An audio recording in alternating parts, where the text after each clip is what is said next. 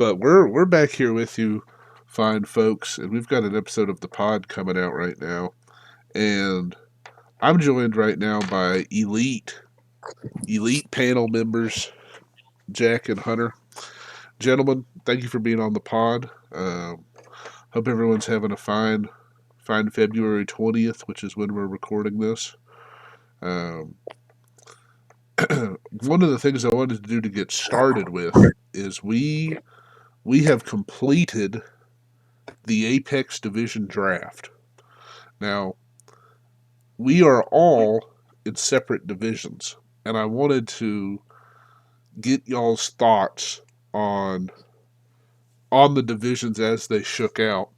I've got a stream open if you want to look along, and it's got all of the different divisions here. Um, your division is the first one on my screen, Hunter. What do you have to say about yours? Neil was y'all's division captain, and it's you, Neil, and Timo. What do you have to say about your division? What are your thoughts about it going forward? I mean, I think it's just a matter of time before Neil joins the baby daddy club. Oh wow! So this is like, you think that maybe by being in this division, it's gonna kind of push him the final.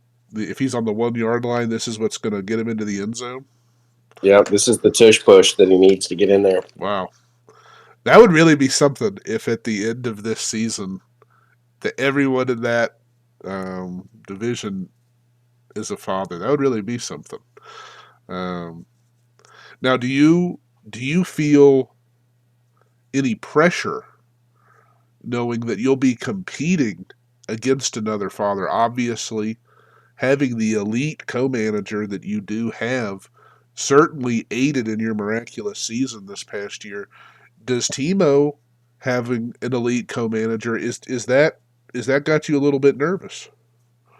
I mean, he's going to have a little bit of juju on his side, Mm-hmm. but I'm baby daddy times 3.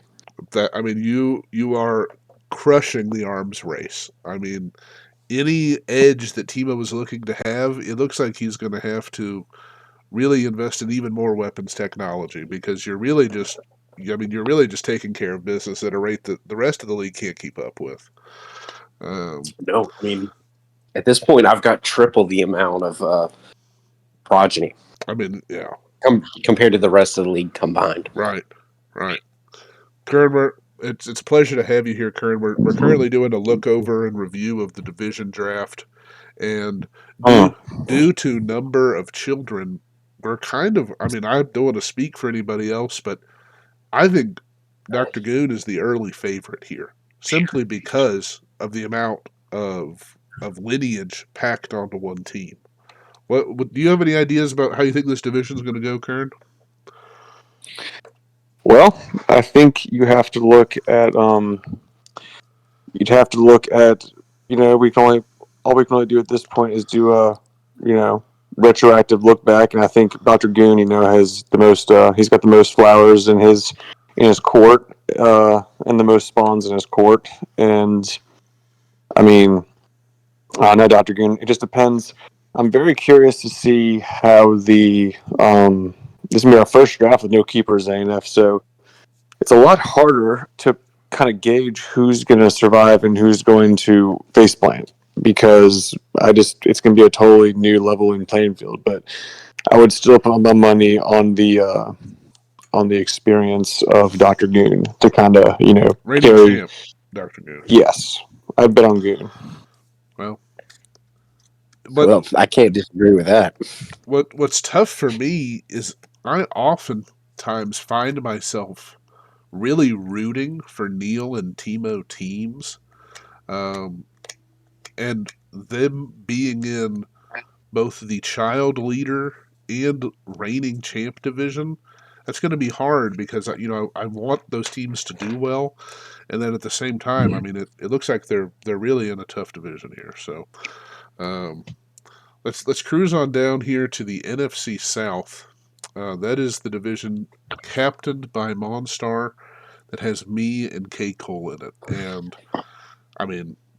let's be completely honest. I know unanimously, everyone here is thinking I probably don't lose a game next season, and we can just move on to the next division if that's okay with everybody. I'm actually pretty curious as to why you were drafted pretty much first overall in the division draft, ANF. You were singled out, all but called a fraud by T-Less. And then I think it comes off of, honestly, one of the more disappointing playoff showings that we've seen in a long time. First of all, I didn't take it I that think way at that's all. what's happened. I think that's a complete misinterpretation of factual outcomes. First of all, it was a pick my Monstar that was done out of respect for, wow, I would love to be in a division with such a great player, with such a competitor. And he was like, man, I just watched this team that had every right to be tied for the best record in the league. I want to learn and be up close to that, is how I interpreted that. See, what I just heard is you said it was entirely factual. So when I said it was one of the most disappointing playoff performances that we have seen in the league, I mean, you said that was factual. I mean, it was disappointing in the fact that, I mean, I dropped 135 or whatever in the semis and lost. You know, it's disappointing. I think the team in another year with the performance like that has the juice to get to the championship. Unfortunately, any given Sunday, Cornman won, and then he got put down like a dog. But that's just how things go. Amen. Yeah, I mean, you know, Jesus. that's how things broke last year, and I have no desire to go back to 2-win seasons, and you've got teams like Kearns last year. I mean, we all saw how that went. Scoring 15th most in the league or whatever he scored. Um, you know, not everyone drafts like that. I think a lot of people are getting a lot smarter and a lot more effective at drafting better teams. So that's kind of where I am for next season. Karen, you have any thoughts on that? I think Monstar did a very good. I mean, he had a good strategy going in there. I mean, like ANF, you had a reasonable season. But I mean, if you just look back historically, I mean, you are a pretty much an ace in the whole division mate to have. I've had the pleasure of riding beside you many seasons, and it has been the most.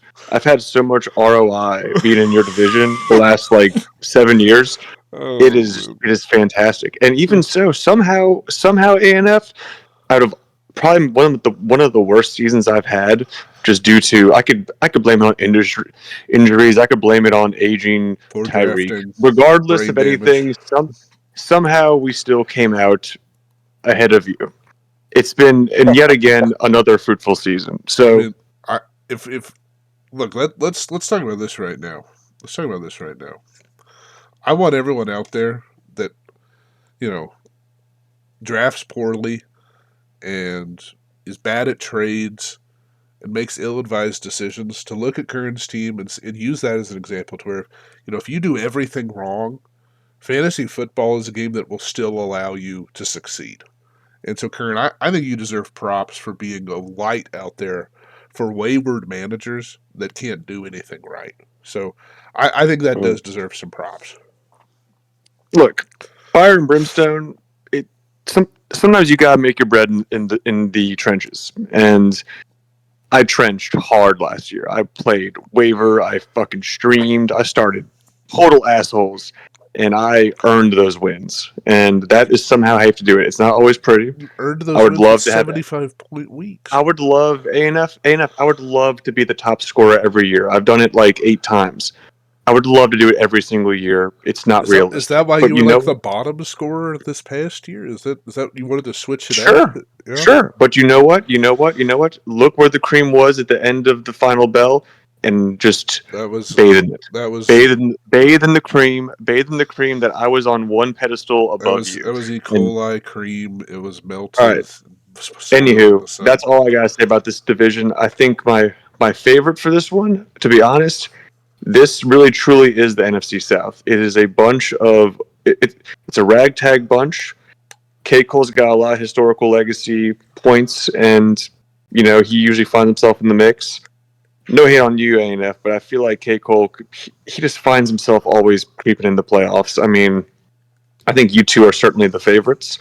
I'll I'll I'll I'll let you carry your momentum into this year from your early start. But Monster is scrappy. I don't know, man. He's a scrappy lad. He might be coming for some blood this year. So there's a high probability this is the best division in the league, and we can clip that and save it for later. I'll be watching every episode. next division we have, Kern. It is the one that was captained by Golly. You and Dustin were the selections here. Now, tell us what do you think about going up against GChamp once more? Every time it seems you're in a division with him, it ends poorly with you. What's going to be different this time? I don't know when the last time I was in a division with Jihad. He's kind of just my nemesis now because I've just always trolled how he's kind of. If you look at his reign, he had a really remarkable season followed by two extremely unremarkable ways. Pretty honestly, in the same breath that I made the playoffs, he kind of did the same thing but made it all the way to the finish line. And I mean, kudos to that. I can respect it. But no, he's always in the mix. He's always active. He always knows who to pick. He's always a threat. And Dusty always seems to have his eggs in order as well. I certainly like the competition, and I feel very, very optimistic. Well, I mean, I'm glad you are. That's important. Everyone needs to believe they've got a fighting chance. I mean, I'd probably have you pegged as a supreme underdog in this division. The other two managers are normally just better in every facet of the game, and that's probably where I'd give it a coin flip between those two. But that's how I feel about the division. Any thoughts on Golly or Dustin? I can't really make a decision on who would be the true favorite of this division. Jack and Hunter, maybe y'all can split the tie. Yeah. I mean, I think this is probably the strongest division that we've looked at so far. I think this will be the most competitive one. But, I mean, you got to look at Golly's history. I mean, what's he got? Two Apex championships or three? Three Apex championships? Three. So 3 for Golly, 3 for Kern. I mean, this is the most concentrated Apex championship division I think that we've ever had. I just think context is really important there, though. I mean, Golly's back-to-back in modern Apex era. And to me, that's like 2x legacy point value there, as far as I'm concerned. I think it says a lot. I think GChamp is... I think I've just talked myself into... This guy's going to win this division. I think it's a lock. Absolute lock. I think back-to-back wins in the championship is remarkable. That is such... I mean, it is a feat in its own. You can't take away the swag of it. But the fact is, if you look at those seasons, they were extremely unremarkable seasons. But ANF, you just can't take anything away from that. So, because you always find your way in there, and sometimes things run amok. And I think this season was a reality check of what happens if those certain games don't hit right. And I think we saw it. And so I think that if you look at the long-standing history between me and Jihad, I think I like my chances. I think we will bounce back. I think I know what tools to go into the draft with. I made some very faulty drafty decisions, and we will come back to a clean board focused, and we will rock. Well, easy work.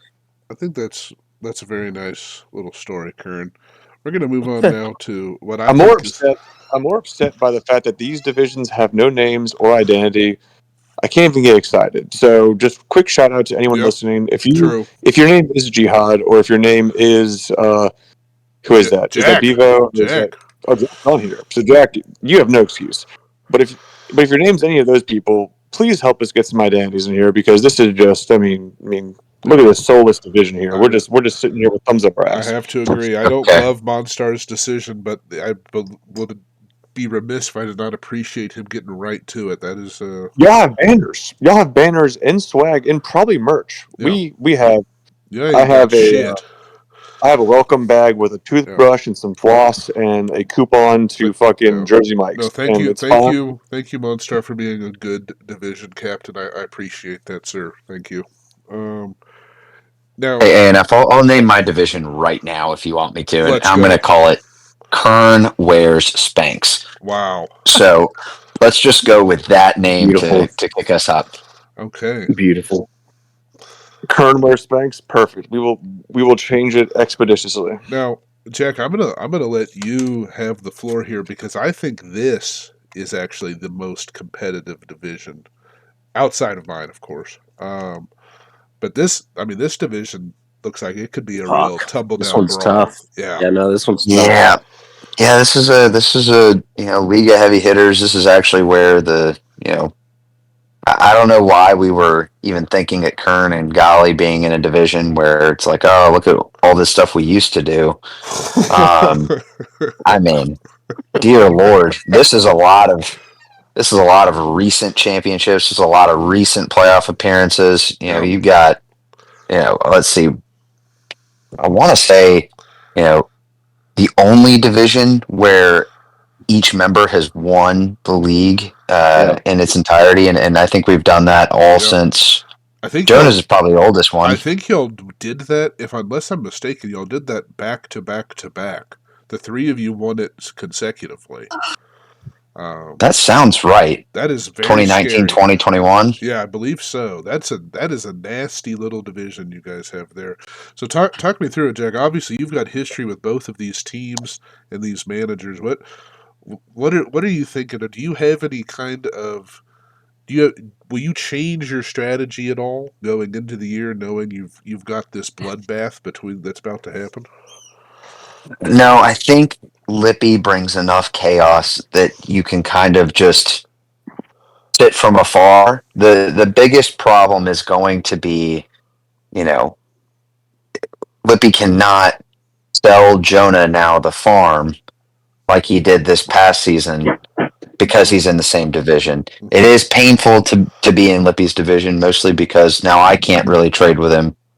He's not going to offer up anything until I, give him a trade that gives him a favorable matchup when he plays me. So a little tough there. But other than that, I think it's a very competitive division. I think we unfortunately probably have, down to the wire competition that Yeah. makes it so that, uh, one of us will make the playoffs for sure, but I think two of us probably miss the playoffs by a game or less. I mean, So yeah. tight. When I was looking at this, I'm like, I have no idea who's going to win this division because I can honestly see any one of these people coming out on top here. I have no idea. Um, Kern and Hunter, do you feel the same way, or you've got a horse you're pulling for in this race? Yeah, fuck. I mean, You go first again. This one's tough. This one's tough. I mean, it's hard to look at last year too, because Jack had kind of a abnormally bad year for him, and then Jonah's team was only so stout because Lippy Kern. stacked it. Yeah. You know, Yeah. it's it's tough to predict this one. I think it comes down to draft day and who really knocks out of the park on draft day. Yeah. Yeah, and this is going to be a really crazy draft because it's no keepers, it's a completely clean board, and what often happens is, and this is something that I'm wondering just right now as I thought of having, but very very frequently, Jack and Lippy will often have a strategy of holding and holding and holding until everyone else is really pretty well spent. And Jonah normally goes the complete other way, so I wonder if zigging when they zag will assist Jonah, or if, who knows, maybe he'll have a completely different strategy for no keepers, but it's definitely worth looking into. I think this will be a fun division. Kern, you have anything you want to add here? Yeah, I mean, let's see. We have a guy who's made the playoffs the last 2 years in Jonah. He's let's see, he finished fourth, and then he came in second last year in his Noble Fire and Temp. And let's see, Lippy and Jack haven't been in the final dance since 2022. So that's just, you just hate to see it, you know. But I mean, you know, prior to Aaron, that, when was the I love last that. time I you love that made the final fastball. dance? Made the When? final dance. I've been to playoffs the last 2 years, sir. No, final dance. You just said, oh, hey, they haven't made the final dance since 2022. The Like, playoffs we're are the final talking, dance. The playoffs. now we're talking the championship, sir. The championship. I made the championship in 2022, won the championship in 2020. I have no idea when the last time you were in the championship, Wow. like, and actually sitting there and competing was. Was it 2004? Was it No, it was 2004? 2020, 2021. He's taken a savage beating from Wow. Matthew Lippman. Wow. So, well, Wow. Jack, that is great. You made the final dance in 2022, and I made it in 2021, and then we just haven't. I don't know. You must have lost your invite somewhere after that, because you've just been gone for a hot minute. So, I mean, round of applause for you. That's great. We love to see it. Lippy We could do Lippy that. after that. I mean, he did make an appearance in 23, so hats off to that. He had no points for that though. Another great well, actually, I'm wrong. He's not even there. That's Monstar. So y'all both Wow. just kind of fucked off after 2022. So Wow. I mean that's great. Wow. So if you want to prop this division up as some sort of powerhouse, I mean, I guess it's up to, you know, you're your own judge of that, I suppose. But I think that given recency bias, I mean, Jonah's just on a heater. Yeah. He always finds a way to be a snaggletooth and get in there.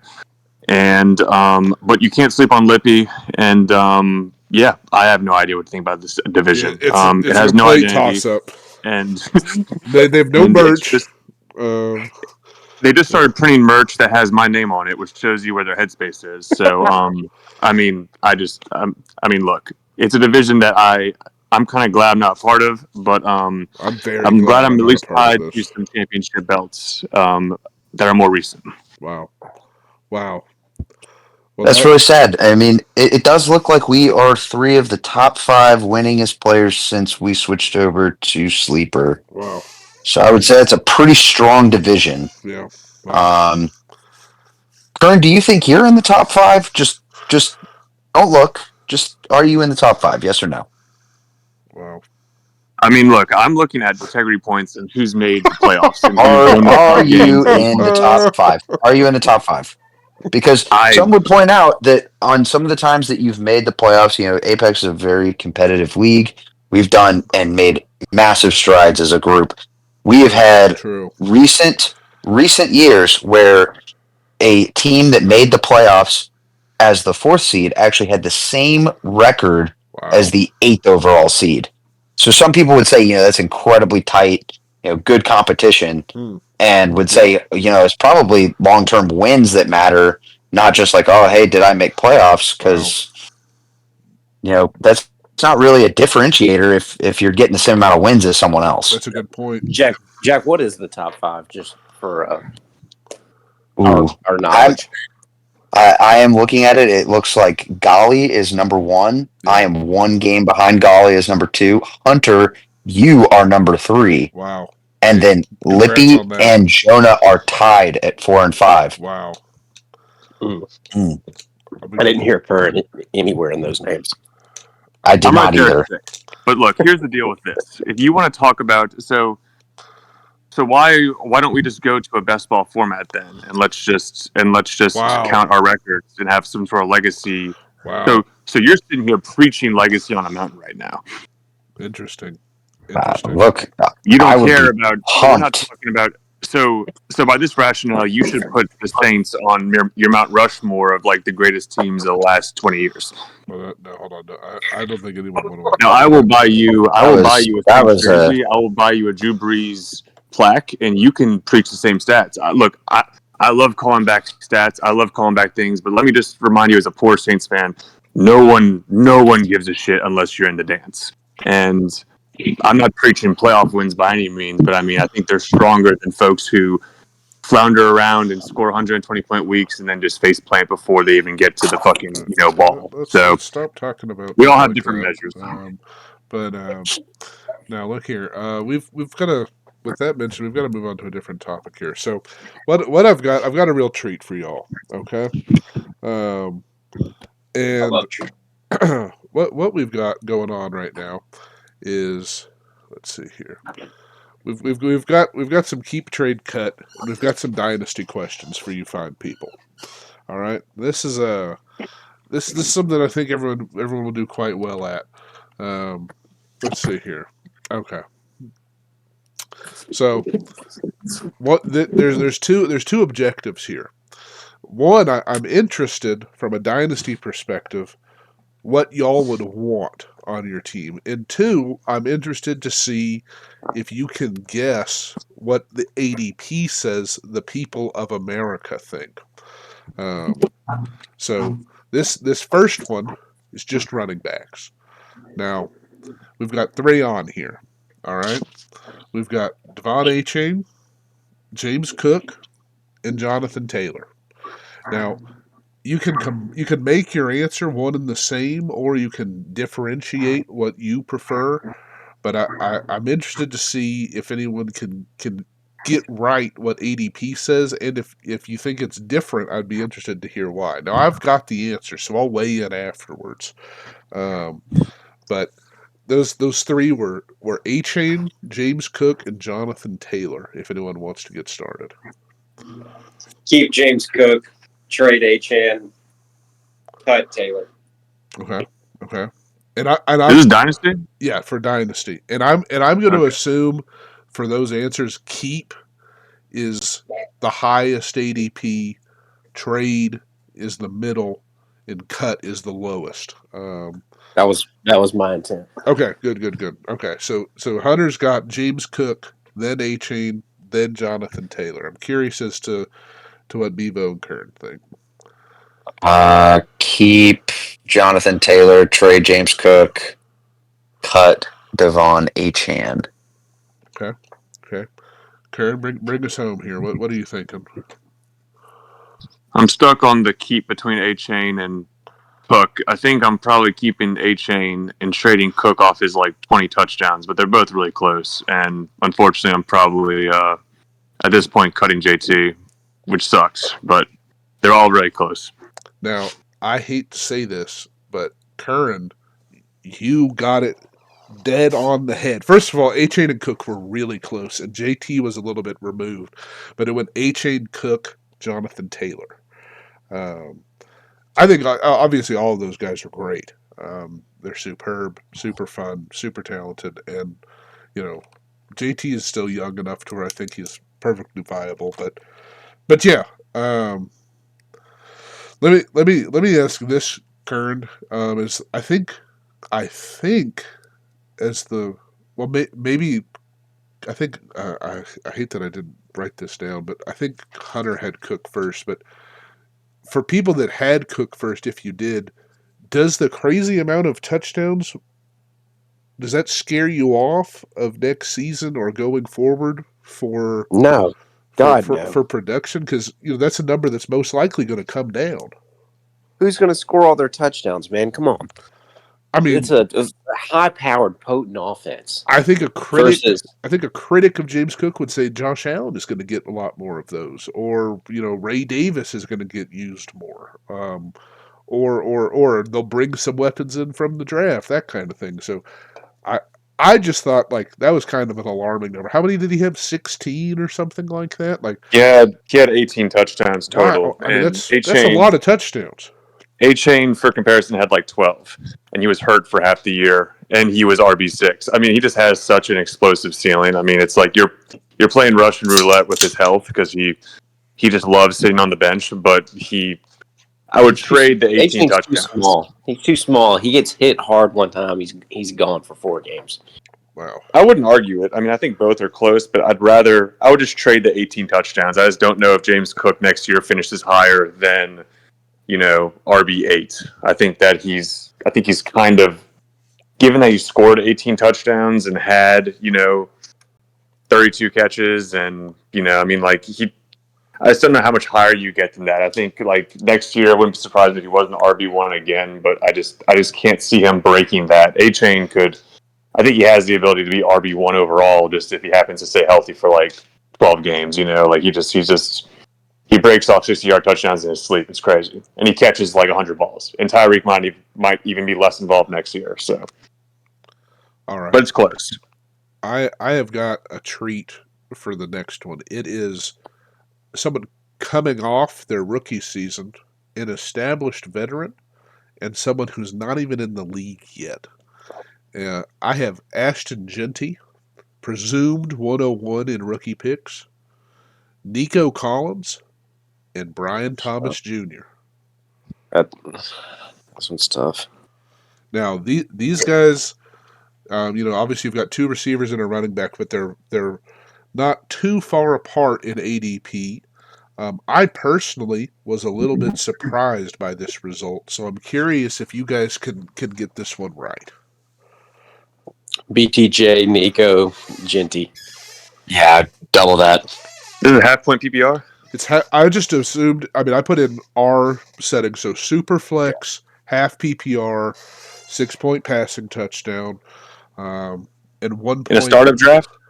It's just Dynasty ADP, like Dynasty startup rankings, ADP for startup. I don't agree with it, but I think just based on the hype of him, it wouldn't surprise me if Genty was above all these dudes in ADP. I mean, it's That's the so year retarded. the year that Bijan came out and the year that like Saquon came out, like these guys that get put on this pedestal get like they just somehow get such propped up. Like I bet by the time we come around August, he's a first round pick or like early second round pick. So I'm gonna say Genty, Nico, and Brian Thomas Jr. Okay, so no one actually got it completely right. It is this one was tough, but ADP goes Brian Thomas, then Genty, and Nico bringing up the rear. Nico disrespect, Jesus. Yeah, I mean that's I can see that. and again, like obviously we're dealing with great players, but I would have. I mean, this is a personal, I guess, bias of mine, but there's no way I'm walking into a Dynasty startup and I've got these three on the board and I'm picking the running back. That just seems pretty crazy to me. I don't There's know. not a single place Genty could go right now that has the draft capital to get him that I'm like, all right, that makes him attractive enough to draft over Nico Collins. That's kind If of he what I'm goes to thinking. Dallas, it's close. Well, it's not close, but if he goes to Dallas, that's probably like his like that's probably like the best case scenario, right? Like that's where he wants to go. That would be a great place for a running back. And even if he goes there, we still don't think you would want to take him over Nico and Brian Thomas. And so I don't know if that's just people hyped about rookies. It's February and people are bored, but like that seems crazy. And spoilers, he was one behind Brian Thomas Jr. So he was almost ahead of both of them, which I just thought was crazy. So that's what I wanted to include. Because it's the 101 this year in the draft. I mean, that just there's always a really inflated price on that, and the fact that it is tied to selling points like generational talent, breaking the FBS rushing record. Like there's just like his stance is like he stands up straight and like looks like a fucking demon. Like he's just got so much marketable traits that the common folk are just gonna be all over it. Do you think A&F? I like Nico the most out of all these dudes, but he did have two really good playoff games to finish it off, but he did kind of start slow. He was coming off an injury, but I think most people won't consider that. So that's probably why he's not getting as much love as these two. But I think that come week 1 or week 2, dude, Nico's fully healthy, has a full off season. So big on Nico this year. Like, Alexander, you want me to tell you why people are low on Nico? It's because CJ Stroud, as a owner of CJ Stroud and someone who is referenced as someone who he had a down year, in fantasy. Jack didn't do that well. It's because I had a quarterback that played with glue in his eyes. Absolutely, it's because of fucking CJ Stroud. All right, and whatever the hell he's doing every weekend with his barber. You're so fucking stupid. I knew as soon as you said, "Do you want me to let you know?" I'm like, well, this is coming back to CJ's barber somehow. I knew without a doubt that's where we were going. Oh my god, so fucking stupid. I mean, dude, it's a toss up between C.J. Stroud and Jalen Ramsey for You're which one of them's pounding that barber the you're hardest. so fucking retarded. Okay, so real quick, we didn't talk. The one guy we didn't talk like about at all is Brian Thomas. That guy's really fucking good. Dog, Like dog. he was getting It's balls in him. thrown to him by Macaroni Jones. It was looking like an absolute baller. So Well, BTJ is what that was a big part of what led to my championship propelled, this yeah, year. Apex champion Brian Thomas Jr. He finished wide receiver 4, and he's 22 years old. With Fucking Mac Jones throwing him the ball. Hey, Kern, do you remember any hate that you threw my way about how good I thought BTJ was at any point, dude? I remember catching a lot of it. BTJ? No, I said that I was hating on a lot of other folks. I don't think I ever threw shade at BTJ. I think he had Maybe it no was upside. inconsistent. I think he had no No, I think I upside. threw hate at like Travis Kelce, and like I really hate on James Cook. I mean, he got 18 touchdowns, good for you, but I mean, like you won that bet. But I mean, like I don't think I hated on. I think I told you that the one awesome upside play you took was a flyer on this dude, who people That thought might was be like true. That actually might be right. I think the only reason I drafted BTJ was because you said you liked him, and I wanted to fight you and take him. I think I was in a bidding war in Pikes Peak like the day before, and you just saw me bidding on him, and you were like, "Let me go try to bid on him too." And I was out of money. We have to schedule the draft before Pikes Peak. You guys all You been have like in the same hive mind of like doing Pikes Peak and then doing Apex Draft was very weird. You guys all were like basing your decisions off of what you guys did the night previously. You have to. You have to. And not Very to inflate my strange. ego, but like Hunter will attest. I don't know about just him. They all just copy trade me. I just get copy traded left and right. Every single player, I watch it happen all draft. When everyone I was hyping after in the Pikes Peak draft, as soon as they came up, these fucking insiders fleeked to them and started bidding on them. And I see you just text me saying, "Ha, fuck you, Kern." Well, now, real quick, just to ask a question let me ask you all this: is Brian Thomas Jr. done having top 5 wide receiver finishes? No, he's just getting started. No, he's 22 years old, dude. Like, I mean, like that's fucking crazy. And he caught it with 10 touchdowns on. I mean, fuck, he had 133 targets. I mean, he's great. I mean, he's fucking awesome. Yeah, he's gonna be great. He's a top 10.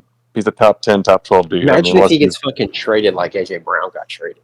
But unless he just really face plants, but like, I mean, production at wide receivers is like something that like you just hold on to, Yeah.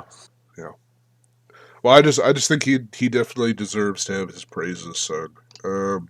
Moving on to the next one. So this one's tricky because obviously it depends on how you've built your team, but we've got 3 different positions here. We have Brock Bowser, Bijan Mustard, and Jalen Hurts Super Bowl MVP. this is for Superflex? This is for Superflex, which is, I think if it wasn't Superflex, Tight end premium or no? So the settings I have in there are you get the full point for tight ends receptions. Because Jalen, Brock Bowers, and then Bijan to wrap it. I got Jalen, Bijan, then Bowers. I'll mimic Bevo. It's Jalen, Bowser, and Bijan. Okay. You're very close, Hunter, but Bevo and Kern have it on the nose with Jalen, Bowser, and Bijan bringing up the rear. I do think this changes if it's 4-point passing touchdown. Okay. I think it changes a little bit. I think though that it's unfair to compare a QB to, especially a top 8 and probably top 5 dynasty QB, somewhere in that range. Top 5. That's unfair to compare to pretty much any position player that exists. Now, is anybody worried about Bowser's production falling off? No, he's fucking awesome.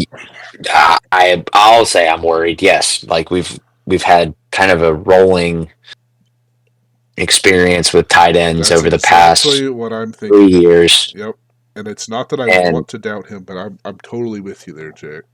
But also to define this, like a fall off is still like a very solid tight end season. Like no one is going to sit here and say, Sam Laporta was a bad tight end to have this year, but Right. you would call that a fall off from his rookie year where he led the league. So like it just depends on what level of you know fall off are we talking about here. No, I don't think Brock Bowers has a 1,200 yard season again next year or whatever it was and leads the league in receptions. I don't think that that's going to happen, but is he probably a top 5 tight end next year? Yeah. Is he the best, dynasty tight end? Yeah. Um, but there is going to be a gradual fall off here, and who knows what the Raiders are going to be doing at quarterback. Yeah. I don't think that helps.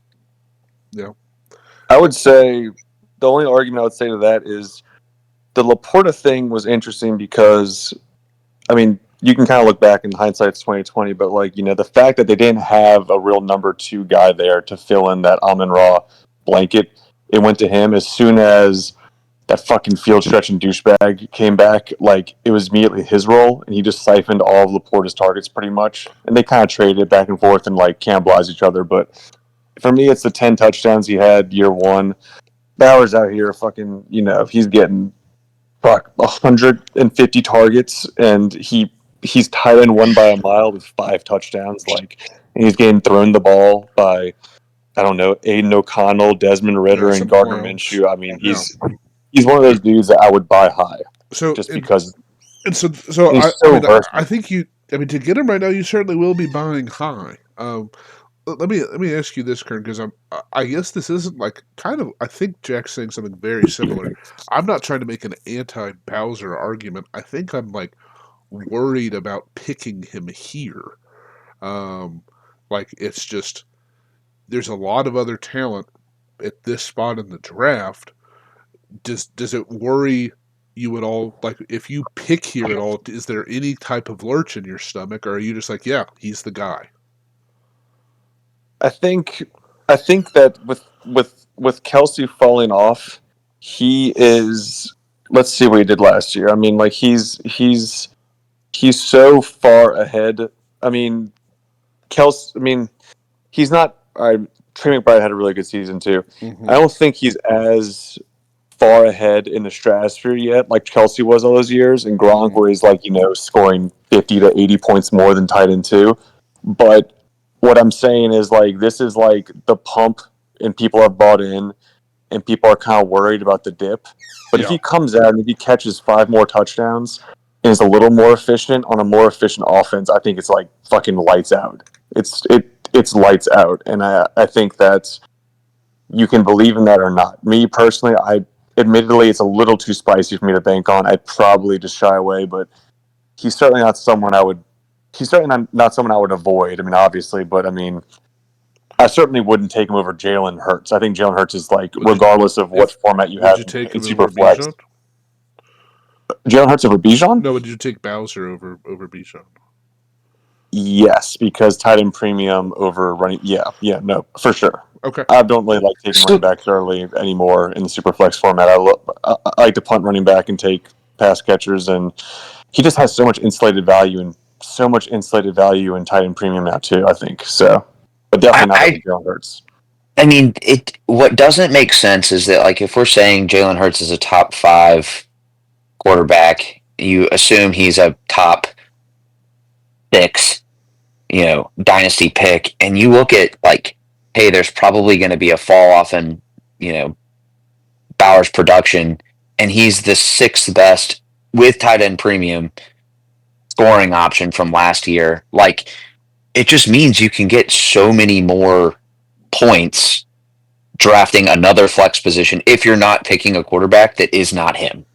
And so, like, that's where it becomes a problem, slash, it becomes really difficult to say, hey, he's in this same stratosphere. Like, it would be difficult to pick this guy in the top. I'm going to say really difficult to pick him in the top 15 picks, probably hard to pick him in the top 20 picks of a dynasty startup league. I think he's gone almost every time before pick 20 there, Jack. I think most people are if it's name, if it's just being bound to ADP. I think almost every time, 9 times out of 10, he's if not more than that, he's gone before pick 20 for sure. It Who's just that? Hurts? no Bowser, Bowers. Oh, he's I just was the saying, one we've been waiting on. Like we Yeah, chased it but with Hertz Pitts, we Hertz is going chased to it be with gone. Laporta. Like Hertz is going to be gone top 8 picks. yeah, like he's yeah. the one. Like he's the one we've all been waiting on, and like now he came out and like it's not just that he plays tight end. Like they just they manufacture touches for him all over the place. He's like the focal point of the offense, and he's like barely getting started. And the Raiders can only get better. They have Pete Carroll there, who's not great, but I think will make a formidable team. Tom Brady's like invested in that team now. Like it's a situation I'd be buying shares of, but I do like Jack's point and just like it's hard to put all that on a tight Can end. I ask a quick question, Kern? And I'm promise I'm not trying to shit on Bowser. What Seattle tight ends can you name under Pete Carroll? I'm not. I think that's something that you could. I think that could be something you could point to Pete Carroll. You could also point to Russell Wilson. You could point to a lot of And things. I promise I'm I'm not not trying to going to shit on waive. Bowser. That's not what I'm trying to do. I'm just the Pete Carroll thing and the Raiders thing just kind of has me worried. And I'm not trying to just dump on what you're saying. I'm just like, it is a serious pick that you're making here, and it just has me woozy. And I think maybe I just don't have the stomach for it. I'm not trying to, because I don't really disagree with anything you're saying, but I would just be, it's just weird to me. I've just got a funny feeling. And I'm not trying to be a hater because he's a fucking awesome, just slayer. But I mean, I don't think I would be able to pull the trigger. I'd just go somewhere else. Yeah, I'll do. I mean, Lippy's offered me Bowers trades, and like they're probably fair market value, and I'm just like I can't pull the trigger on it, so I get it. Yeah, yeah. Um, Brock Bowers is 2 rounds ahead of Garrett Wilson, and they're in incredibly similar, terrible situations as far as mhm. where everything sits with their teams.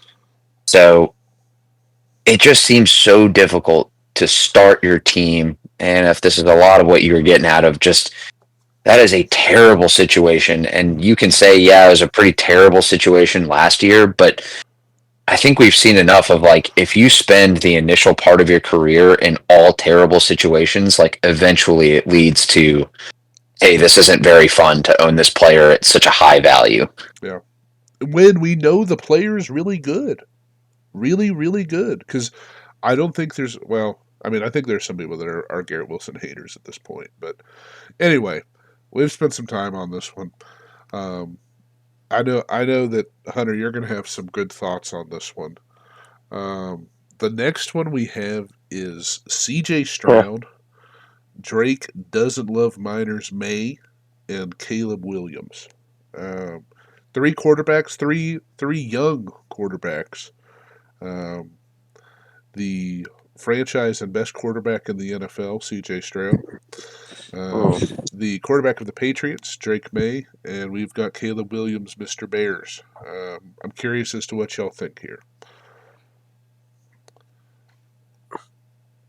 Caleb C.J. May. Yeah, I'm going to copy that too. Okay. What y'all say? They said Caleb C.J. May. Oh, I'm damn. This is a tough spot to be in the startup. I'm taking. I'm buying the dip on CJ. Just hopefully they get some offensive line help. I'll take CJ and then I'll take Caleb and May. Gentlemen, no one got this one right, and it is for one big reason. Drake May is first, then Wow. Caleb, then CJ. Where, what sort of Damn. Russian and Slovenian site are you visiting I mean, that has Drake May? I used Keep Trade Cut, which was it's just an aggregator of all the different sites. There is no way Yeah, I don't believe that that. is true. There's There's a 0% chance. I'm just telling you. I'm just telling you what the aggregating website I'll said. be Dude, honest, boys. I don't know a single person that's taken May over either of those guys. I I mean, think people. No one I is. think people. I've heard people talk about it, like just in the Dynasty universe and Twitter and stuff. Like people are buying Drake stock like it's fucking gone out of business. Like people are really hyped on the Vrabel signing for some reason. They're really hyped on the cap money they have. Like it's probably the best situation to build more around it. But yeah, it's a wild take. I mean, it's one I completely disagree with. It's not surprising to me, is what I'm saying. But I certainly don't buy into that. That's crazy. Yeah, I mean, this one blew me away. Poor CJ. How do you feel about that, ANF? I Poor think CJ has it's one. ridiculous. Like we just fired Bobby, and now, like, we've got someone who comes in and says like he's going to tailor everything to CJ, and not only that, CJ's going to run more. Like either people aren't tapped into Texan news, or they didn't watch Caleb play. Like I'm sorry, there's no world that there. I just don't. I can't put it into words. I hated every second of watching Caleb play. I hated it. I thought it was awful. Um, and it I'm super biased, so just like dismiss everything I'm gonna say, but I'm gonna say it anyway. Like obviously, as like a complete homer and biased fan, I watched like the Texans game and going like, oh, like we just have Nico Collins out there, and the O line is made of holograms, and that's why this isn't working. And then we've got bad play calling on top of that. With Caleb, he also had an O line of holograms, but I'm like this guy just isn't as good. This just is not as good of a player, and I think I'm out. And so I'm big time out on Caleb. If I were to do it, I would have it CJ Drake Caleb is how I would do it. Because I mean, I like Drake May. I think he's pretty cool. I think he also has an O line of holograms, and he has no weapons to throw to. So I think if they draft somebody that actually works as an offensive weapon, I'm kind of excited. I kind of like Drake May. I think that the Vrabel hiring is a good one. I don't know. Like, I'm not saying Drake's going to be a top, 8 fantasy scorer, but I think he's going to be pretty solid, and I think he's going to be dependable, which is what you want. These are top end QB2 type players in Superflex slash you're going to get QB1 weeks out of them. I don't know. I'm a big time Caleb hater at this point, though. I really don't I like it. imagine Bowser's going somewhere in this fucking range too, huh? Yeah, This is before about like this is no. These are all by rankings after where Bowers goes. yeah. Bowser's before. Bowser's before this. I get that. Like, see, like this is where like would you like? I That's see why absurd. I you. would rather have all three of these guys over Bowers. I mean, I get Oh that too. God, I just got Tough. I some don't know. dumbass message from Hunter. You're so fucking stupid. um, Can you screen share Hunter's message? I'll send it to the group, man. Thanks. Oh my That God, the picture I sent you is exactly. I want to see the Photoshop of the barber. it's just. It's not. It's just stupid. You have probably just albums of these. Like, oh,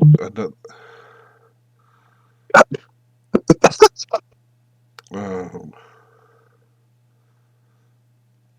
God, yeah.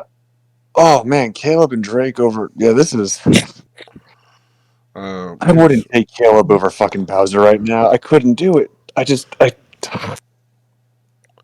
I guess I could. I would rather. I would draft If you're CJ and taking, I would take CJ and Drake over Bowser I think in if you're taking Superflex. these guys over Bowser, it's because you took someone.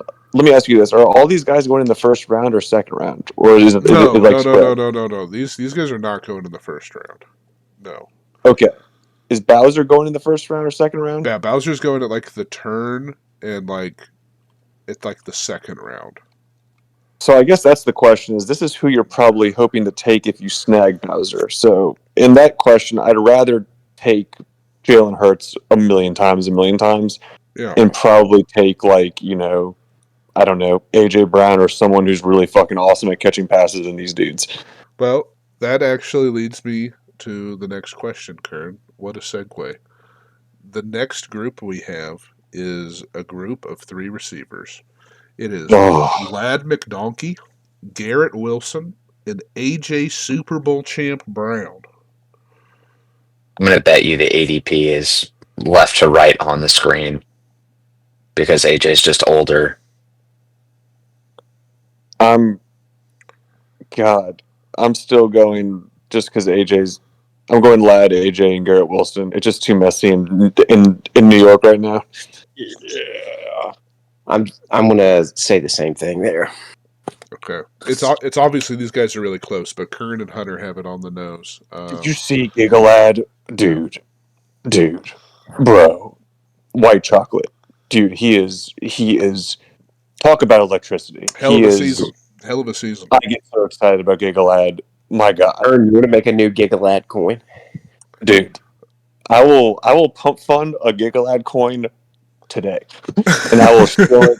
I will shill it all over fucking crypto Twitter. I'll shill it to everyone all over the place. All my interns will buy it. Gigalad to the fucking moon, dude. I am so in. Holy fuck. Buy high. Let me ask you this. This is a little bit disconnected. We'll get back to these 3 guys in just a second. But with the success of Brian Thomas, Malik Neighbors, Gigalad, what is that doing to your evaluation of Marvin Harrison going forward?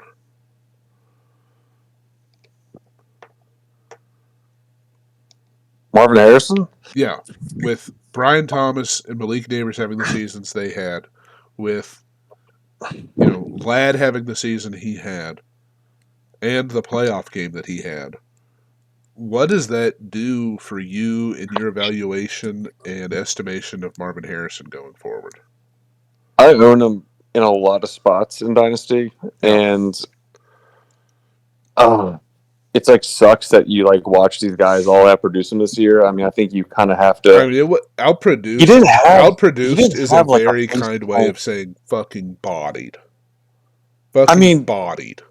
he didn't have a face plant rookie year though. I think it's He more of a was wide testament. receiver 29. Brian Thomas was wide receiver 4. Yeah, but Malik Neighbors he had was what, 9, and Lad was 11. so Marvin Harrison Jr. had what like a breakout rookie wide receiver would have had in like 2014, Okay. which isn't great. But like he didn't totally face plant. He showed good signs. Things were promising if you're an owner, but like in the same breath, people are breaking out like their first 3 games. So it's like I don't know why they couldn't get on the same page. I don't know why he disappeared for games on end. I don't feel great owning him because I own him a lot of spots, which means I paid a lot for him. So it's an uncomfy spot to be in, but I'm still optimistic in the stonk, and I think he's extremely liquid. And I think at any given moment, even if he finishes wide receiver 20 this year or like 30 this year, I think you can still flip him for some profit. Okay, so let's say you drafted Marvin Harrison in your dynasty league. Okay, you've just experienced that season, and you've watched these other seasons happen. Kern, the guy that owns Brian Thomas, just comes to you, offers you Brian Thomas straight. I'm taking Brian Thomas and just Malik fucking Neighbors' doing manager it. does the same. Do you take Malik? No. Malik is the one. Malik's the best one. The Lad manager comes to you and does the same. Malik Neighbors is the best one out of all these guys. The Lad manager comes to you and does the same. Fuck. I'm like really upset that he's doing it. Fuck, I don't know, man. God, you sort of have to, right? That's You what just I'm take asking. the loss. That's what I'm asking. I mean, It's an exploding trade offer. You've got an hour. Nah, you don't do it. I'd really struggle with it. I'd have a lot of problems. I'd really be bugging. I'd be sending messages to y'all. I'd be bugging the fuck out. What about you, Nah. Hunter? What? Who's this between? Let's say you drafted Marvin Harrison and just had his wide receiver 29 season. The Lad McDonkey manager, who just had the wide receiver 11 season, he comes to you and offers you Lad for your Marvin Harrison straight up. No, I don't do it. I keep Harrison. Okay. Unless Lad McConkey's about to get, shin, growth surgery, I think I keep Marvin Harrison. There's a world where like the Chargers go after another wide receiver and they split the touches up a little more, and like if he regresses a little bit and Marvin Harrison progresses even just a bit, like then I think there's a rocket attached to Marvin Harrison where if he week 1 and 2 scores 4 touchdowns, like he's back in, like we're all back. I mean, I think it would be really tough. I think I'm looking at Harbaugh and Herbert as supremo reliability and stability of a great offense. And I don't know if I care if they go and get another receiver. To me, that just sounds like, oh, hey, like maybe this guy's going to have, not be doubled every game. Because I watched the Texans thrash the Chargers, and Ladd was doubled most of the time by an elite fucking defense. And he still got his. That guy's fucking good. And I think maybe this is like the sign of a poor fantasy manager, which it very well could be. I think after the season I just had with Marvin Harrison, with the capital I just had to spend on him, I would accept. I think it would be a difficult decision, but I think I'd go after Ladd. He did things. Ladd did things that like he's not. I think Puka is better just objectively, just at playing wide receiver from watching them. But like that's the kind of stuff that you want to draw yourself to. Like you don't want to chase like touchdowns and flukiness and like break out. Like Ladd legitimately played his ass off. Like caught contested catches, was played bigger than he was aggressive. Yeah, he played like a fucking man. Yeah. Yeah. I'm very bullish on Giga Ladd. I'd be buying high even if he regressed a little bit, just because he's attached to Herbert. They can only get better. I mean, it's like, yeah. I mean, I think that Marvin Harrison trade's one where you kind of really kick yourself in the foot if you held strong on it, or if you sold Ladd early and you look back and you're like, fuck, like Marvin Harrison Jr. is just kind of like, Kevin White and like he's like a big asshole. Now let me bring up Garrett Wilson, a pick I lampooned Jack for making an apex to a degree that was excessive. Garrett Wilson has what I would like to say is a very uncertain future at quarterback in New York right now. What the fuck do you do with this guy? I have no idea. We've been double wristing guys that have uncertain futures at quarterback all night, so I don't know why we're like singling out, oh hey, because Garrett Wilson is fair. That's fair. Like approaching a contract year, that all of a sudden this is a problem. Do I like him as much as some of these other guys in the dynasty context? No. Did he end up having a top 10 wide receiver season? Yes. So, I mean, with all of the noise that was happening, for him to do that and produce at that level was great. He's still overpaid for it in terms of where I drafted him at and what he produced at, but I ended up getting a pretty sweet mid-season swap to kind of like buy down effectively on him. So worked out fine, but I feel bad. I feel bad for Garrett Wilson. I think he is he's got incredibly talented. He's got incredibly talented. Yeah, that's someone that the discussion's way different if he's on another team. Any thoughts? It's good that he broke out. It's good that he finally broke out this year, because that was like always his knock, is like, yeah, he's uber talented. We know he is because he shows us flashes, but like other people are able just to produce regardless, even to some degree. So it is really good because he really did have like an awesome season just from like performance. So I mean, It does suck. He's someone that I would just have to hold in Dynasty. I don't think you sell him, or I mean, you could try to buy him, but the guy who's holding him knows what they have. So it's like I think he's just a firm hold. Mm-hmm. So the last one I have is a trio of running backs. We have Brees, Bucky, and Byron Williams. Who is the last one? What did you say? Your screen's not opening up. It's I moved it on the other screen. Brees, Bucky, and Byron Williams. Okay. So Byron Billions. Yes, the famous Rams running back, Byron Ooh. Williams. Damn. I'll give two answers. So the actual answer that we're going to see, just knowing the public and how fucking retarded they are, is it's going to be Brees, and Bucky has to have gotten over Byron Williams. But let me just say, it wouldn't surprise me if it's Brees, Byron, and Bucky. That's why I think, just trusting how stupid the public is, if it's Kern, I am fading Brees at his value. I'm taking Bucky, Brees, and Byron. Okay, but you're saying ADP is going to be Brees, Byron, and Bucky. Okay. Yes, because I appreciate the commitment to calling him Byron. Okay. I hope Byron is last. I hate the Rams so much. Just Why do you hate the Rams? I know you hate Puka. Wait, you really do hate the Rams. You fucking hate the Rams. Why do you hate the Rams? I'm not saying I'm right, but I'm definitely not wrong. Like, everybody sat here and was like, Puka Nacua is gonna be elite, and we're not sitting here like, yeah, he got hurt, but I'm not gonna dance on the fact when he played wasn't the same elite player that he was his rookie year this year. I was early on, hey, Cooper Kupp is probably not worth where he was in Dynasty ADP 2 years ago after he had his Triple Crown season.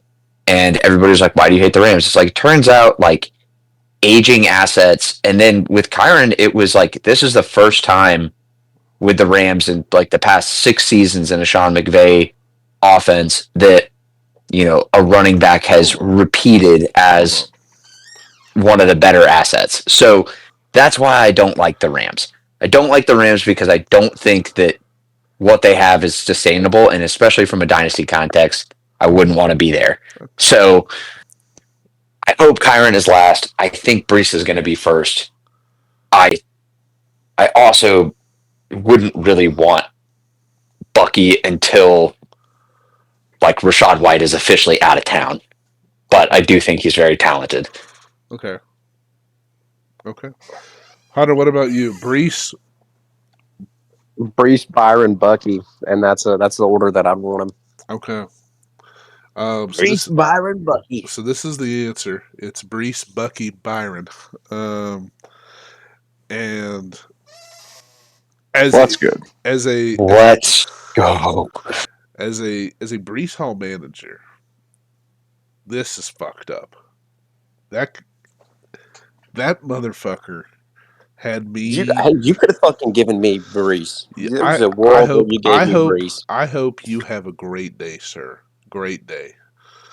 I hate that guy so much. I was so sold on him being the one to lead me to the promised land.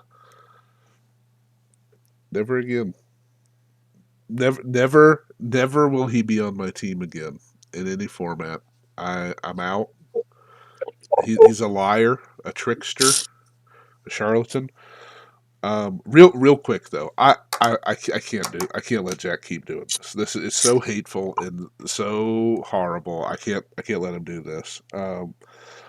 He just God damn it! I'm still here. Come on, okay, you got 2 minutes. Okay. I've got 2 minutes. So when Puka came back, so he had 3 touchdowns. 3. Well, okay, actually 4. He had 4. He had 4 touchdowns. I don't understand the Puka hate at all. He had 4 touchdowns during this span. He scored 1.6. Granted, that's bad. 14.6, 14.3, 21.8, 16.2, 14.8, 35.8, 14.3, 9.6, 17.9, What do you want from this man? He is so good at football. He is so good. Puka is amazing. And you hating him is not nice. It's not And nice. Cooper Cup's leaving too, and he wasn't even a factor. I think, Jack, I'll say it. I think you owe Puka an apology. To be fair, all of my Puka hate was aimed. To be fair, at last year, this was not any sort of recent take with Cooper Cup leaving, That's true. That's true. but laying the groundwork there. Is my Puka Nakua buy window open or opening? Maybe, Okay. but Okay. That's progress, and I can Like- respect that. I can respect that. but will I? No, absolutely not. I think that again, all of the things surrounding what Matthew Stafford is going to have to do in order to stay on that team, and that's me saying from a contractual perspective, hey, he's going to have to take a very team friendly deal for them to keep him. Mm-hmm. And I don't know if anyone else is I think the league may have learned a lesson this past year with the Kirk Cousins experiment and being I will buy a very old asset and see what happens. It's just everyone has a bad taste in their mouth. Russell Wilson was okay for Pittsburgh and he's honestly probably the best example of a aging quarterback that played for another team, and that's still pretty bad. I don't think anybody is signing up for what would really set our franchise up well for success other than for maybe one playoff run next year is go after an asset like this. Every other franchise got kicked in the balls for doing it. So I can't buy that that's going to be a good situation to be in. Jack. Chargers fan is always going to hate on the other hometown team. Speaking of the Chargers, Quentin QJ, he caught more yards than Cooper Kupp. Who would have thought beginning of the year? That is very fair, and I'm sure that was a really tight race. Let me ask this, and Jack, if you've got to go, feel free, sir. Let me ask this: are you feeling comfy in Dynasty with Brees, Bucky, or Kyron as your wide receiver, as your running back one? Because I am with everyone but Brees. I am with everyone except Kyron, but I'll end it there and leave it to everyone else. Adios. See you, Jack. I think having Bucky or Kyron as your running back one would be a great situation. And I'm at the point now where I want Brees to be my running back two, or I don't want him on my team. What are y'all's thoughts? You just really don't want Brees? I fucking hate him. I don't want it, especially now that somehow, some way, the Jets are going to be more of a clusterfuck. I'm out, dude. I'm out. You would like your RB2? I mean, that's what I'm saying. If he's going to be on my team, he's going to be my RB2. In the auction, you're probably gonna have to pay $50+ for Brees, and fuck that. And I'd rather pay. I mean, but that's the thing is, Bucky's just gonna. That's the thing with auctions. You think there's sneaky values, but it's gonna be me and Lippy bidding for Bucky. It's gonna go up to $45, and at that point, it's do I want to pay $5 more for someone? You're going to lose value drafting guys like Bucky because they're going to blow past their ADP because we all know what Bucky is, and we're all going to know who Bucky is by the time the draft comes. In terms of his value, in redraft, it's Kyron by a mile. By a mile, it's Kyron. I mean, yeah, reluctantly, I won't be like Bevo and hold to it. I guess I get it, but I. What do you think, Hunter? If we switch this to redraft, Kyron, Bucky, or Brees, you're bidding on one to be your RB1. I mean, I feel like Brees and Kyron would go for about the same thing, and I would take either one of them. I wouldn't really have a preference. Wow, whichever one looked like he was trending cheaper. man. I think I think I've always just liked Kyron a lot. And Yeah, apparently you've always liked Breeze too. wow, you fuck yourself. But interesting. That was fun. I thought that was a good time. Something that I thought was All right, boys. interesting I'm gonna is roll that. off. I gotta go get some food, but I'll catch y'all later. All right. All right, take it easy, Kern. Hey, boys. I think Ern's feeding you tonight, huh? yeah. I was talking to him earlier, and he said he was gonna go tear up a Chick-fil-A or something like that. I'm not exactly sure. Was he talking about taking his shit at a Chick-fil-A? I'm not sure. I called him on the phone a little bit. It was right after I talked to you, and he said, "Oh, NF, I'm gonna go tear up a Chick-fil-A." I'm like, "All right, Karen. Well, if you can make the pod, feel free to hop on." And, all right, NF. So one thing that was interesting is that just real quick, I I mean, and I don't know how much you watch them, but I went on a little bit of a rant about how out I am on Caleb. And I guess maybe he didn't have the opportunity to really do anything, but Roma Dunze is, is going before James Cook, before Jonathan Taylor. And I just thought, like, dude, like, what? That seems ridiculous to me. He's going before him In Dynasty. what, Dynasty? Yeah. Like, Mhm. Yeah, this, I don't play any Dynasty because I yeah. fucking hate it. So I don't even really know what the ADPs Yeah. look like there. I mean, he was. I don't know. It just pissed me off. Anyway, I think that's where we'll call it. I'll get this uploaded. You're the last man standing. Is there anything you want to say to the people before we turn off today's show? Oh no, I thought we were already off. No, It was this is the pleasure. last It was a bit. pleasure being here, as always. But AF. it's You're an pleasure excellent host. pleasure having you, sir. Pleasure having you, sir. That'll do it for